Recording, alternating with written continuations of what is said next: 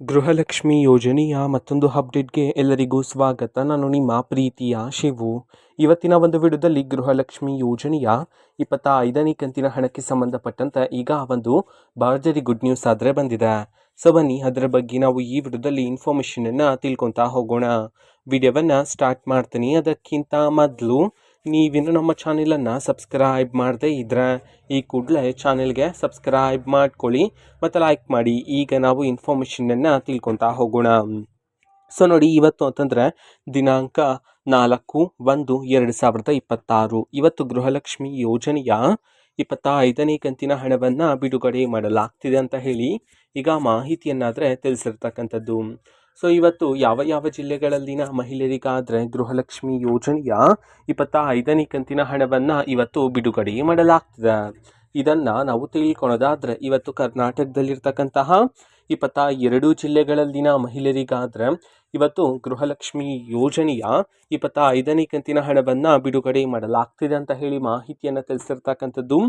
So ಈಗ ನಾವು 22 ಜಿಲ್ಲೆಗಳ ಹೆಸರನ್ನು ತಿಳ್ಕೊತಾ ಹೋಗೋಣ.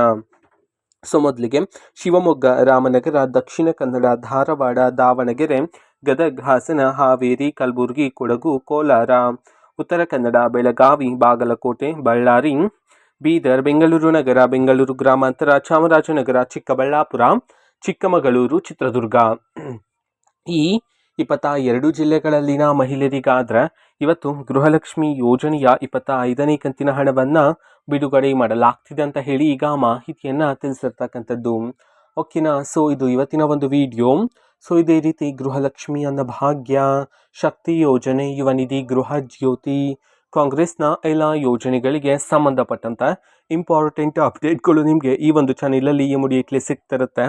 ಅದಕ್ಕೋಸ್ಕರ ನೀವಿನ್ನೂ ನಮ್ಮ ಚಾನೆಲನ್ನು ಸಬ್ಸ್ಕ್ರೈಬ್ ಮಾಡದೇ ಇದ್ರೆ ಈ ಕೂಡಲೇ ಚಾನೆಲ್ಗೆ ಸಬ್ಸ್ಕ್ರೈಬ್ ಮಾಡ್ಕೊಳ್ಳಿ. ಸಬ್ಸ್ಕ್ರೈಬ್ ಮಾಡೋದ್ರ ಮುಖಾಂತರ ನಾನು ಯಾವುದೇ ವಿಡಿಯೋ ಹಾಕಿದ ತಕ್ಷಣ ನಿಮಗೆ ನೋಟಿಫಿಕೇಶನ್ ಸಿಗುತ್ತೆ.